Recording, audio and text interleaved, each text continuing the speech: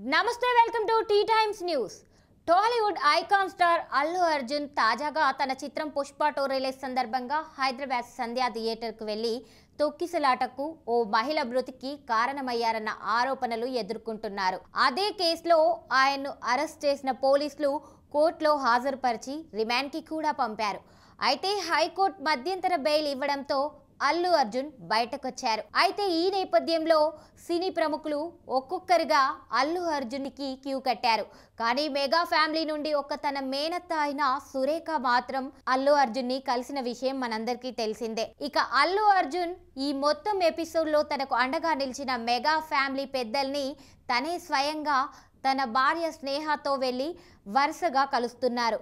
ఇక ఆ రోజు నుంచే అల్లు అర్జున్ పవన్ కళ్యాణ్ని కూడా కలిసే అవకాశం ఉన్నట్లు వార్తలు సోషల్ మీడియాలో చక్కర్లు కొడుతున్నాయి.